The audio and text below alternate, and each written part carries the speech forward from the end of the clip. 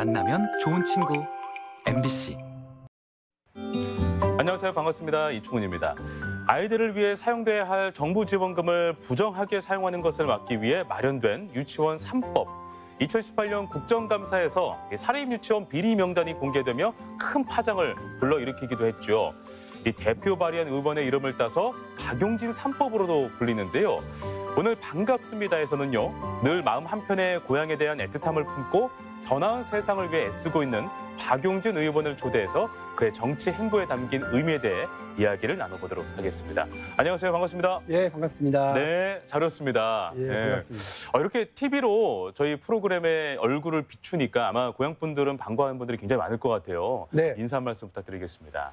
저희 고모하고 작은아버지가 또 전주에 사시고 그러시군요. 또 전북 장수가 제 고향인데요. 장수에 계시는 우리 일가친척 어르신들께도 반갑게 이렇게 화면을 통해서 인사를 드립니다. 고향이 전라북도 장수군 번안면인 국회의원 박용진입니다. 전북 지역에 와서 이렇게 인사드리게 되니까 사실 많이 남다른 느낌입니다. 특히나 이렇게 많이 반겨주시고요. 또 고향에 이게 채취 제가 초등학교를 진북초등학교를 다니다 서울로 전학을 갔는데 그렇군요. 그런 추억이 있는 전주에서 여러분들께 다시 인사드리게 돼서 너무너무 행복합니다. 네, 작년부터 이렇게 미디어에 더 많이 노출이 되면서 아, 저분이 우리 지역 출신이었어? 라고 하면서 그때부터 더 많이 알게 된 분들이 상당히 많이 계신 것 같더라고요. 제가 초등학교 때 서울로 전학을 갔는데요. 예. 늘 전라북도 사람, 고향이 장수군, 전주에서 살다 온 사람, 이런 거를 어디서도 한번 이렇게 숨겨본 적이 없어요. 그래서 지금도 무슨 포탈이나 이런 데 보면 고향 전라북도 장수 이렇게 딱 되어 있는데도 많은 분들이 모르셨더라고요. 그러니까 지난 네. 대통령 선거에 민주당 경선에 출마하고 나서야 전북 분들이 자가 우리 동네 사람이냐 이렇게들 새삼 알게 되는 네. 자리들이 많이 있어서 네네. 제가 더 많이 고향이 전라북도다 네. 말씀을 좀 드리려고요. 알겠습니다. 이렇게 내려오시면 왜 그런 생각 있잖아요. 아, 우리 어렸을 때 내가 살던 고향에 이렇게 창밖을 보면은 뭔가 그때 기억이 막 솟아나고 풍경들이 이렇게 바뀌었어 하면서 격세지감도 느끼기도 하고 막 그러잖아요. 오늘은 창밖을 보면서 좀 어떤 것을 느꼈습니까? 저 어릴 때는 그러니까 대학교 갈 때까지도 사실은 전주를 왔다가 하루를 묵고 장수열 들어가고 보통 그랬어요. 예. 그러니까 전주에 들어올 때 고속도로 이제 진입하고 이럴 때 저 멀리에 가장 큰 건물이 우석대 건물 이렇게 보일 때 이렇구나. 맞아요. 예. 그리고 또 호남 제일문 지나갈 때 느낌 네. 좀 남다르죠. 그리고 살던 데가 태평동이었거든요. 아, 그래요? 예. 진북초등학교 다니까 태평동에서 네, 살고 이랬으니까 네. 그 인근만 지나가도 옛날 생각 많이 났고 또 제 고향은 번안면인데 장계가 또 저희 집안이 다 거기 장계 사람들이세요. 그래서 예. 장수군 이제 장계면에 일가친척 어른들이 다 계시고 거기에 추억이 저한테는 살면서 네. 새록새록 기운도 나고 눈 감고 어디 가서 쉬었으면 좋겠다 이런 생각 들면 네. 딱 장수 생각하죠. 사실 그래서 다음 주에도 쉬러 와요. 아, 그러세요? 예. 고향이라는 것은 참 언제 가도 이렇게 품어줄 수 있는 곳이라는 생각이 좀 드네요. 여유 있고 네. 추억 있고 맞아요. 아름다운 곳이니까. 네, 알겠습니다. 그 정치 스토리 이야기를 한번 지금부터는 풀어보려고 하는데요. 네. 의원님께서는 그러면 언제부터 내가 좀 정치인의 꿈이 있구나, 정치를 한번 해봐야겠다 이런 생각을 하게 된 걸까요? 초중고등학교 때도 보면 이렇게 좀 나댄다고 그러나 엄청 그래요? 나섰어요. 반장 선거도 막 나가고 막 그러셨어요. 그래서 계속 반장 선거에서 당선되고 이렇게 계속 그런 자리를 했고 또 제가 71년 돼지띠예요. 그러니까 저 고등학교 1학년 때 서울은 그때 난리였었어요.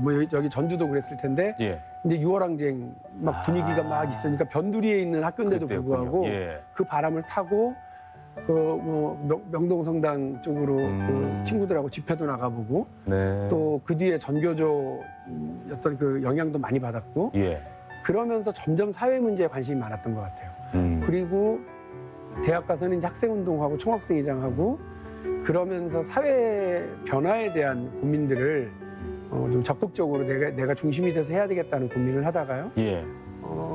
그 진보정당, 민주노동당을 만드는 창당 멤버였어요. 그러면서부터 아주 본격적으로 시작을 한 거고요.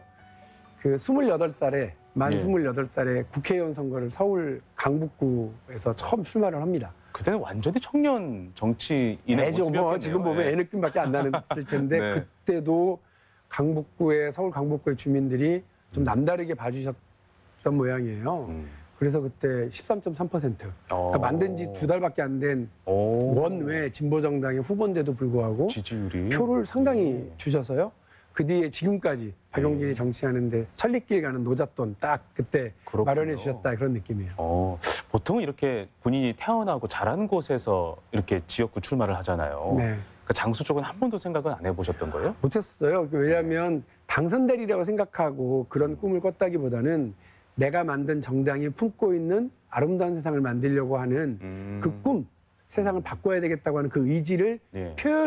어디서든 내가 표현해낼 수 있으면 된다. 그리고 진보정당 후보가 당선되는 건 뭐 저 울산이나 창원 정도를 제외하고는 다 어떻게 보면 희생플라이거든요. 그렇군요. 예. 근데 그 역할을 정말 기쁘게 했고요. 그래서 처음 제가 출마를 했었던 2000년 선거, 그때로부터 16년 만에 국회의원 선거에 당선이 돼요. 민주당 이제 통합을 하면서. 네. 예, 그래서 저한테는 그 16년이 참 고통스럽기도 했지만 의미 있고 즐거운 그리고 배운 게 정말 많은. 그래요. 지금도 박용진이 흔들리지 않고 할 말하고 할 일하고 소신 있게 일할 수 있는 건 그때의 경험 덕분인 것 같아요. 그 정치인 한 분 한 분 보면 누구나 각자의 그 신념 같은 것들이 확고하게 있더라고요. 우리 박 의원님께서는 정치를 처음에 이렇게 선언하고 출마를 하셨을 때 어떤 신념으로 이렇게 출마를 하신 겁니까? 정말 세상을 바꿔보고 싶었어요. 그러니까 그때도 그돈 있고 힘 있고 빽 있는 사람들은 큰 소리 치고 자신들의 특혜를 계속 유지하기 위해서 자녀들에게 그걸 확대시키기 위해서 온갖 편법과 반칙과 특권을 누리면서 살고 있었는데 예. 뭐 정직하게 일하는 서민들, 노동자들 그들이 대우받고 대접받는 세상을 만드는 건 어떤 걸까? 이거를 데모한다고 해서 바꿀 수 있는 게 아니잖아요. 그러니까 사회적 합의를 만들어내야 되는데 내가 그 일을 한번 해봐야 되겠다. 근데 그러려면 누군가가 손해를 보고 누군가가 반대를 하는데 그걸 잘 설명하고 설득하고 그다음에 그런 기득권을 특혜를 축소시켜 나가는 과정이 필요하겠다 생각을 했고요. 그래서 할 말은 하고 할 일은 한다. 할 말은 하고 할 예, 일은 아무리 한다. 어렵고 손해를 봐도 할 말은 하고 할 일은 한다. 이게 제 정치 신조고 예. 유치원 3법 할 때도 마찬가지였습니다. 유치원 한유총이 박용진 저거는 꼭 떨어뜨려야 된다. 그리고 우리를 건드려 감히 네. 아무도 우리한테 이렇게 못 달라들었는데. 그때 진짜 이슈였어요. 예. 그렇죠. 그러니까 사실 유치원 현장에서 이런 회계 투명성이 보장되지 않고 유치원 원장이 아주 일부지만 그걸로 자기 명품 백 사고 그걸로 뭐 술 사 먹고 밥 사 먹고 또 부당하게 돈 쓰고 자기들 낼 세금을 그 돈에서 내고 이러는 일들이 저질러지고 있다는 거를 몰랐어요? 다 알았어요. 교육감도 알았고 국회의원도 알았고 예, 다 알았어요. 이미 알았는데 그 아무도 얘기 안 하는 기득권에 거예요. 등을 돌리기 싫어서 그래서 네, 눈을 감은 정말 거군요. 딱 하나 에듀파인 시스템 도입하자. 그리고 이제는 이런 부당한 교비를 함부로 쓰게 되면 처벌받는다라고 하는 조항 넣자. 딱 이 두 가지거든요. 네. 이 두 가지를 하겠다는데 그 대한민국의 모든 초중고등학교와 국공립 유치원은 다 하고 있는 거를 예. 우리는 못하겠다고 막 버티는 그분들이 저한테 했던 얘기는 너는 국회의원 한 번으로 끝이야. 그럼 협박 아닌 협박? 네. 이런 걸 받았는데도 할 말은 하고 할 일은 해야지. 그 생각으로 세상에 조금이라도 1cm라도 예. 변화를 만들어야지 하는 네. 생각으로 버텼던 것 같아요. 보통 이렇게 신념대로 뭐 이렇게 움직이고 또 활동하시다가도 왜 이렇게 전화번호로 협박 문자도 오고 막 그러잖아요. 예. 길 가다가도 뭔가 좀 불안감도 생기기도 하고 그럴 땐 약간 좀 섬찟하거나 무섭거나 한번 좀 뒤로 물러서야 되나? 약간 이런 생각들은 한 번도 없었나요? 어땠나요? 제가 멋있어 보이려면 전혀 그런 거 개의치 않습니다. 이렇게 얘기해야 되는데 예. 제가 혈액형이 A형 남자예요. A형 남자들 네. 대충 이게 꼭 맞는 건 아니지만 되게 소심하고 예. 속으로 좀 막 두근반 세근반 하고 그러는데 저도 그래요. 겁 많고 주저주저하고 그래요. 그런데 그런 거를 이제 누르고 가야죠. 누르고 가야 된다고 생각해요. 유치원 3법 때도 그랬고요. 재벌 개혁 때문에 그 삼성 이재용 부회장의 부당한 경영 승계 이 문제에 대해서 맞설 때도 그랬고요. 현대자동차가 자동차 제작 결함 리콜해라, 무상수리 조치해라 이럴 때도 5년간 싸웠거든요. 그 온갖 마타도어, 흑색선전, 박용진 제가 뭐 겉으로는 저러지만 뒤에서는 뭐 꿍꿍이 속이 있는 거야. 이런 뭐 정말 안 좋은 얘기를 다 들어가면서도 꿋꿋이 해서 경영권 승계 문제는 법적 처벌 받게 했고요. 삼성, 현대자동차는 제작 결함에 대한 리콜 하게 해서 우리 소비자들 안전 네. 더 보장하게 했고, 또 당내 민주당이 잘못하고 있는 거 할 말은 하고 할 일 하다 보니까 문자 폭탄도 많이 받고 네. 다음에 공천 없다 이런 뭐 얘기를 많이 듣는데, 그래도 어떡하겠습니까? 조금이라도 젊은 사람이, 조금이라도 자기 생각이 분명한 사람이 네. 국민들께, 유권자들께 약속했었던 모습 계속 유지하고 보여드리는 것이 민주당이 더 사랑받는 거고 맞습니다. 정치가 신뢰를 넣는 거라고 생각을 합니다. 네, 알겠습니다. 이러한 신념을 가지고 이렇게 움직이고 있음에도 불구하고 어떤 현실적이라든지 뭐 주변 어떤 상황 때문에 여러 가지 답답한 부분들을 분명히 느낄 때도 있을 것 같습니다.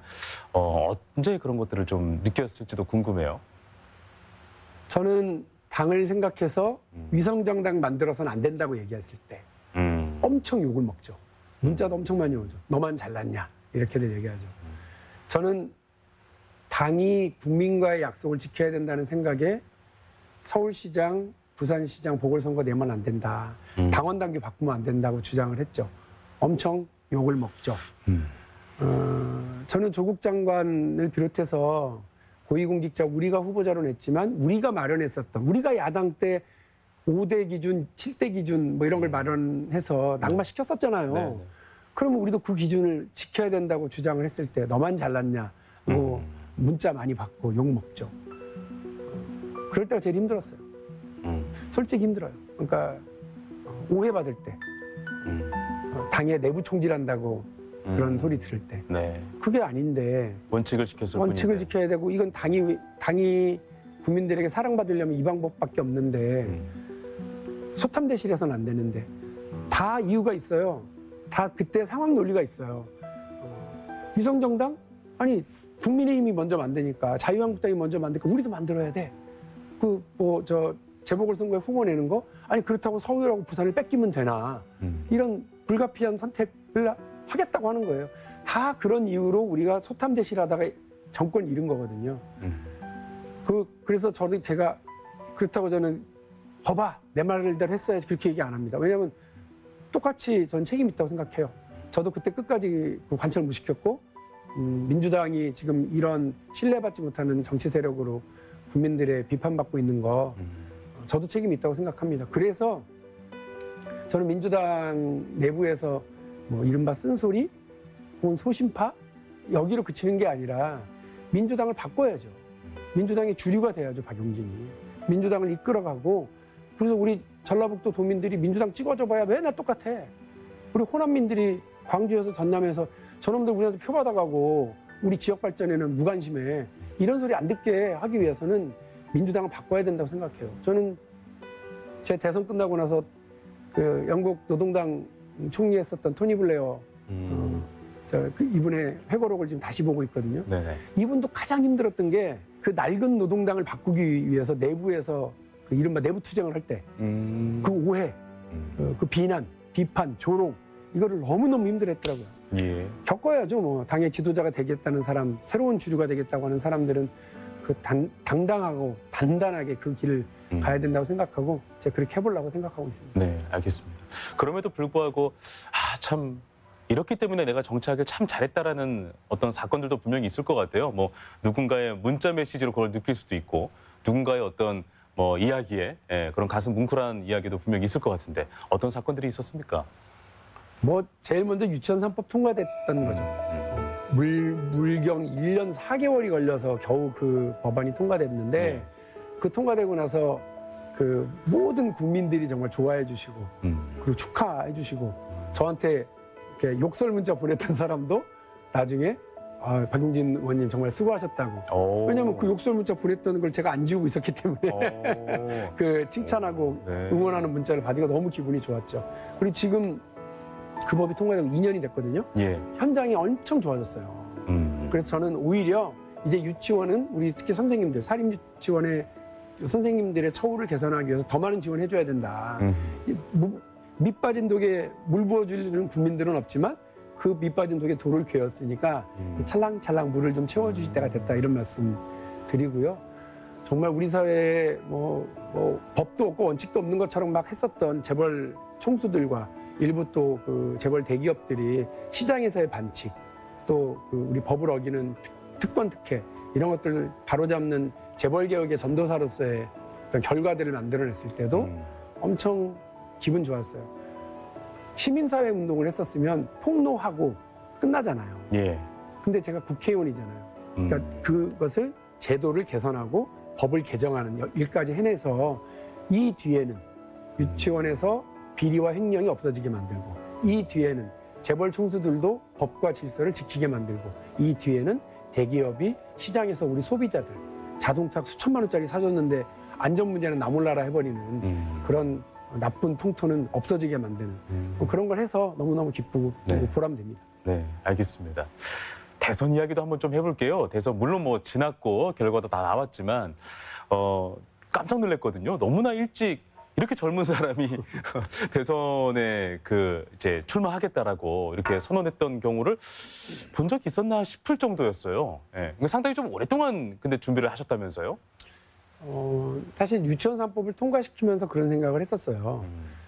내가 이걸 했지만 이 되게 작은 거잖아요. 원칙이잖아요. 근데 이거 하나를 바꾸는데도 어떻게 보면 사회 기득권 주류 세력들이 막 이걸 못하게 막고 여기에 연결되어 있는 정치 세력들이 반대하고 아 이렇구나. 근데 우리 대한민국은 지금 되게 중요한 시점에 와 있거든요. 더 앞으로 훅 나가야 되는 시점인데 자칫 잘못하면 다시 과거로 확 돌아갈 수도 있는 되게 중차대한 변화의 딱 꼭지점. 테이블의 모서리에 딱 서 있는 상황이거든요. 그 상황에서 내가 할 수 있는 일이 있다면 조금이라도 젊었을 때, 조금이라도 어떤 원칙이 확고할 때 대한민국의 이렇게 정치를 바꾸고 세상을 바꿀 수 있는 일을 한번 해보고 싶은 생각이 있어서요. 그 재선에 성공하고 나서 2020년 6월 달에 첫 결심을 대회에 밝히고 움직이고 준비를 시작했거든요. 그래서 그렇군요. 그 다음 해에 5월 9일 날 준비를 마치고 예. 출마 선언을 공개적으로 했고요. 결과적으로는 아직 박용진이 대통령으로 대한민국을 이끌어 나갈 만한 준비가 안 됐다. 이렇게 보셨으니까 당내 경선에서 4위에 머물고 끝났다고 생각을 합니다.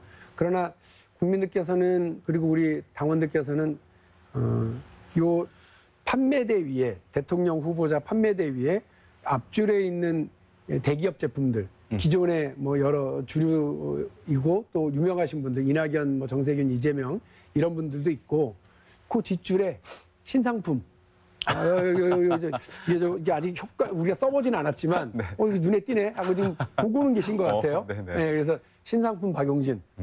다음 5년 뒤에 민주당이 다시 재집권할 수 있도록 단단하게 준비하고 더 많은 분들께 의견 듣고 힘을 네. 모아가도록 하겠습니다. 알겠습니다. 벌써부터 이렇게 출사표를 더 빨리 던지시는 것 같아가지고. 정치는 솔직해야 돼요. 이게 뭐 뒤로 이렇게 숨는 게 아니라 네. 정확하게 자기 비전과 계획을 국민들께 말씀드려야 국민들도 그때부터 정확하게 살펴보고 선택을 하실 수 오히려 있으니까. 예. 얼버무리지 말고 그럼요. 우회해서 얘기하지 말고. 누가 등 떠밀어 나간다고 해서 어쩔 수 없이 나왔다고 하는 분들 있잖아요. 국민이 불러서 나왔다고 하시는 분들 절대 믿지 마십시오. 그분들은 실제로 자기가 준비되지 않았다고 하는 말을 그렇게 하시는 거거든요. 대통령과 모든 선출직은 누가 되느냐? 하겠다는 사람들이 합니다. 미리부터 준비하고 그 계획을 갖고 네. 하나하나 다져서 와야 그 역할을 맡았을 때 제대로 하지 그렇지 않은 사람들이 그 역할 맡으면 나라 꼴 엉망으로 됩니다. 알겠습니다. 이번에 또 지방선거도 앞두고 있는데 뭐 이런 이야기도 참 어떤 유권자분들께서는 귀담아 들을 아주 좋은 이야기일 수도 있겠다는 생각이 좀 들기도 합니다. 예. 그 대선 레이스를 함께 이렇게 겪어오면서 또 그 과정에서 배웠던 것도 상당히 많을 것 같아요. 예, 지난 뭐 16년 동안 아주 단단하게 성장했던 것처럼 이번에 뭐 1년여 기간 동안 어떤 것을 많이 배웠습니까? 저는 제가 준비가 잘 되면 국민들께서 알아봐 주실 거다 이런 생각을 하고 있었던 것 같아요. 그런데 또 국민들께서는 그 바쁜 일상 속에 박용진이 무슨 생각을 갖고 있는지를 쉽게 알기가 쉽지 않거든요. 저는 이번에 박용진이 당 바깥에서는 기대가 있고 또 확장성이 있고 이런 걸 확인은 했지만 우리 민주당 지지층 안에서 혹은 민주당 당원들 안에서 박용진의 가능성을 현실적으로 보여줄 수 있는 계기를 만들지는 못했던 것 같더라고요. 그런 면에서 우리 민주당 안에서의 어떤 그 지지, 응원 이런 것들을 좀 단단히 해야 될 필요가 있겠다는 것을 하나 느꼈고요. 그리고 이제 또 하나는 제가 민주당을 보다 젊게 그리고 보다 혁신적으로 좀 만들어 나가기 위한 그 방향을 좀 제대로 제시해야 되겠구나 앞으로는. 왜냐하면 민주당이 달라져야 대한민국의 새로운 집권 세력으로 다시 나갈 수가 있고 그런 달라진 민주당이어야 달라진 대한민국의 운명을 책임질 수 있을 거라고 생각을 하거든요. 저 혼자 잘나서 될 수 있는 일이 아니라서 민주당이 보다 국민들에게 신뢰를 얻을 수 있어야 되고 지금처럼 이 국민의힘을 상대로 매일 아침 치고받고 싸우는 게 아니라 미국의 공화당, 미국의 민주당, 그리고 일본의 자민당, 중국의 공산당하고 경쟁할 수 있는 그런 능력 있는 정당으로 거듭나도록 만들어야 되겠다는 게 제 생각입니다. 민주당을 바꾸지 못하면 대한민국을 바꿀 수 없다 이렇게 생각을 하고 민주당의 변화에 그리고 민주당에서 주류가 될 수 있도록 정말 최선의 노력을 다해야 되겠다는 그런 교훈 같은 교훈 이런 걸 느낌을 받았었습니다. 알겠습니다. 그 대권 출마 선언 중에 하셨던 그 기성 정치인이 아닌 젊은 도전자라는 말씀도 그렇고요. 또 실제로 이 청년 정치인들과도 또는 만남을 끊임없이 하고 계시다고 들었습니다. 예비 청년 정치인들과도 그런 관계를 맺고 있는 것 같은데 이처럼 청년들과의 어떤 소통을 아끼지 않는 데는 어떠한 그 지금까지의 행보들로 봐서도 굉장히 좀 삶이 관철돼 있다라는 것도 느낄 수 있었는데 그러한 것들이 맞는 이야기인 거죠? 제가 28에 처음 국회의원 선거에 도전했다고 그랬잖아요. 그때 무슨 용기를 내고 그렇게 했었는지 잘 모르겠어요. 근데 네. 그때도 마찬가지고 지금도 마찬가지로 20대, 30대가 정치에 도전해야 됩니다. 그리고 준비된 사람들이 도전을 해야 됩니다. 근데 지금 민주당도 그렇고 대한민국의 기성 정당들은 청년들에게 기회를 주질 않아요. 그 행사 때 동원 대상으로만 생각하고 표 찍는 기계로만 생각하고요. 내가 그 무슨 얘기를 할 때 박수 치는 상대로만 생각을 하지 그들에게 마이크를 주지 않습니다. 그들에게 도전할 기회를 주지 않습니다. 그들에게 결정할 수 있는 결정 권한을 주지 않습니다. 윤석열 당선인에게 제가 제일 많이 실망하는 건 청와대를 내팽개치고 용산으로 가고 이런 게 아니라 본인이 약속했었던 30대 국무위원, 30대 장관 내가 언제 그랬냐는 듯이 얘기하잖아요. 그 정말 그러시면 안 되거든요. 벌써부터 20대 청년들에게 뭐 200만 원, 병사 월급 200만 원 약속했던 거 나몰라라 해버리고 있잖아요. 이거 정말 안 될 일이라고 생각합니다. 저보다 지금 20대와 30대가 대한민국의 미래에 더 오래 살아요. 대한민국을 위해서라면 저를 위해서 뭘 하는 것보다 20대, 30대를 위해서 더 뭘 하는 것이 더 장기적으로 옳은 일이라고 저는 생각을 합니다. 이분들이 좋은 정치적인 어떤 자질을 갖추도록 그런 기회를 가질 수 있도록 도와드리는 건 그건 대한민국을 위해서이기도 하고요. 저를 위해서이기도 합니다. 박용진이 지금 아까 말씀드린 것처럼 민주당을 바꾸어야 되겠다. 대한민국 확 좀 다르게 해봐야 되겠다. 그렇게 하려면 누구랑 하겠습니까? 바로 20대, 30대들. 이 기득권 세력들 때문에 피해를 보고 있거나 주류 질서 때문에 몸부림을 쳐야 되는 우리 청년들의 목소리를 담아야 되죠. 정치뿐만이 아니라 모든 노동 시장에서도 그렇고요. 뭐 부동산 시장에서도 그렇습니다. 20대, 30대가 겪는 고통, 갈등, 어려움 이런 것들을 풀어내는 정치로 가야 되는데 그러려면 그들과 함께 해야 된다고 저는 생각을 하고 있습니다. 20대, 30대가 정치에 도전한다고 하면 만사제치고 그들을 응원하기 위해서 노력하고 있고 당 안에서의 제도도 바꿨고요. 또 당 바깥에 정치자금법도 바꾸고 선거법도 지금 많이 바꿨어요. 그렇군요. 제 역할을 많이 했다고 자부하고 있습니다. 네, 알겠습니다. 문자 메시지로 그 예비 청년 그 정치인들께서도 많은 이렇게 응원 문자도 받는다고 들었어요. 네. 조언도 이렇게 구하고자 하기도 하고요.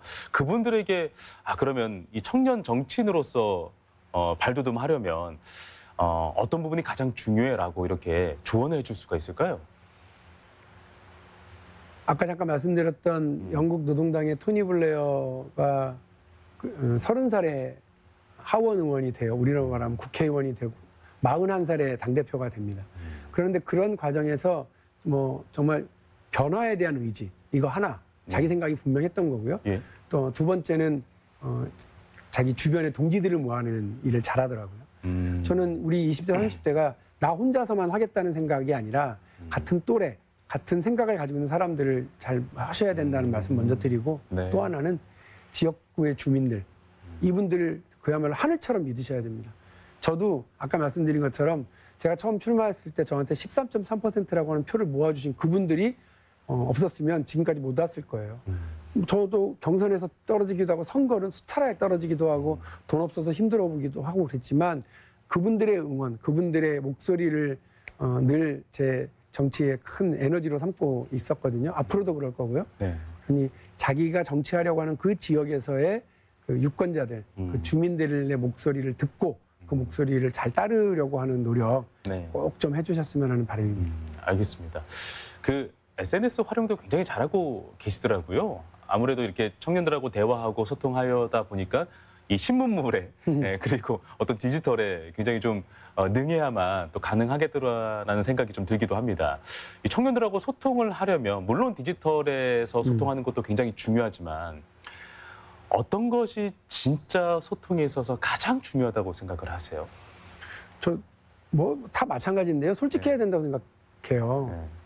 그리고 그 자기 생각과 자기 고민, 그 자기 경험만 가지고 다가서면 말이 안 되죠. 나 때는 이랬어. 이렇게 해야 돼. 제일 싫어. 그러니까 아니 나 때를 생각해 보면 알아요.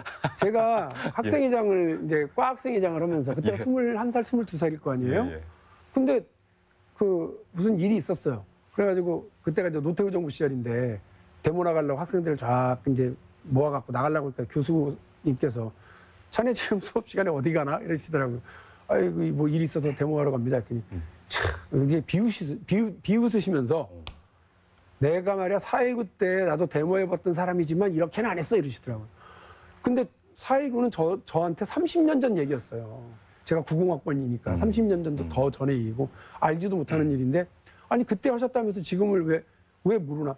나는 지금 노태우 정부가 펼치고 있는 이 나쁜 악정을 항의해야 되는데 숨막혀 죽겠는데 왜 그걸 날 비웃지? 그러니까 완전히 그때 그 교수님하고 대화가 안 통해버리기 시작하더라고요. 마찬가지죠. 제가 지금 이제 51인데 20대가 볼 때는 30년 전 제가 30년 전 사람일 거 아니에요. 훨씬 그 20대가. 그러네요. 네. 그러니까 섣불리게 얘기하지 말고 나는 당신들을 잘 모르지만 난 이렇게 생각한다고 얘기하고 다가서고 그들에게 고민을 들어줘야 돼요. 전 그렇게 생각하고요. 특히나 우리 방송국에도 많이 있는 작가분들, 프리랜서죠. 또 우리 사회에 되게 많은 분야에서 프리랜서라는 이름으로 자영업자도 아니야. 그렇다고 노동자도 아니야. 근데 이들이 노동자로 여러 가지 보호를 받을 수 있는 장치에는 해당되지도 않아. 플랫폼 노동자들이라고 하는 말로 그럴싸하게 포장되어 있지만 이들의 산재 문제, 이들의 그 건강보험 문제 이런 것들을 우리 사회가 쳐다도 안 보고 있어요. 저는 70년대 노동법도 바꿔야 된다고 생각하고 우리 청년들이 사회 진출했을 때 맞닥뜨리는 뭔가 이 낡은 구조 이런 것들을 변화시켜내서 어느 자리에서든 어떤 형태로든 10년만 열심히 일하면 내 집 마련도 가능하고 결혼도 가능한 그런 어떤 사회적 토대가 만들어지는 그런 사회를 만들어야지. 당신은 프리랜서잖아. 당신은 플랫폼 노동자잖아. 당신은 비정규직이잖아. 이러면서 청년들을 사회 안전망 바깥으로 밀어내는 사회가 계속돼서는 저는 안 된다고 생각합니다. 그들과 그들의 삶을 같이 이야기하고 변화를 만들어내는 정치를 해보고 싶고 그걸 통해서 대한민국이 보다 더 튼튼하고 부강한 나라가 될 수 있도록 같이 노력을 하려고 해요. 정치란 무엇인가 마지막 질문으로 한번 좀 정의를 내리는 질문을 드리고 싶은데 그래도 이렇게 젊은 느낌이시니까 정치 이행시로 한번 좀 해보면 어떨까 싶어요. 네, 사전에 얘기가 전혀 안 된 거긴 한데 한번 가보겠습니다. 예. 자, 정치란 치열하게 세상을 바꾸는 직업. 김대중 대통령도 그렇게 얘기하셨어요. 근데 세상을 바꾸는데 너무 급하게 하지 말라는 거잖아요. 멀리 가려면, 그러니까 빨리 가려면 혼자 가는 거지만 멀리 가려면 여럿이 같이 가라는 거 아니겠습니까? 근데 김대중 대통령도 그 반보만 얘기하셨어요. 반보만 바꿔라. 그리고 정치는 서성의 문제의식과 상인의 현실 감각이다. 그러니까 어떤 때는 되게 혁신적이고 양보할 수 없는 타협을 가진 사람인 것 같지만 또 어떤 때는 현실의 문제를 인정하고 그 흙탕물 속에서도 합의를 끌어낼 수 있어야 된다는 말씀이신 것 같아요. 저는 그런 마음으로 정치를 하려고 하고요. 타협하는 걸 두려워하지 않을 거예요. 그러나 투쟁하는 것도 머뭇거리지 않으려고 하고요. 제가 이 말을 해서 손해본다 하더라도 이게 원칙이면 주저없이 가고 내가 이 타협을 해서 욕을 먹더라도 그것이 우리 국민들의 삶을 단 1cm라도 변화시키는 거라면 저는 그 타협해야 된다고 생각합니다. 그렇게 앞으로도 하겠습니다. 알겠습니다. 진짜 마지막 질문 하나 네. 드리겠습니다. 앞으로 목표가 있을 것 같습니다. 네. 예, 어떤 목표를 갖고 계십니까? 전라북도에서 압도적 지지를 받아갔고요. 다음 대통령 선거에서 민주당의 네. 대선 주자가 돼갖고 네. 이야 민주당이 드디어 정말 새로운 인물 전라북도가 낳은 괜찮은 사람으로 우리 정권을 다시 찾아오는구나 이런 희망을 보여드리고 다음 대통령이 되어서 대한민국의 멋진 미래를 같이 열어갈 수 있도록 하겠습니다. 5년 뒤에는 전라북도에서 압도적으로 지지해 주십시오. 알겠습니다. 오늘 나눈 말씀, 그 정치에 대한 신념 그리고 소통에 대한 방향 이런 부분들이 앞으로도 쭉 지속적으로 관철되기를 바라는 마음으로 오늘 이야기는 여기서 모두 마무리하도록 하겠습니다. 오늘 나와주셔서 고맙습니다. 네, 감사합니다.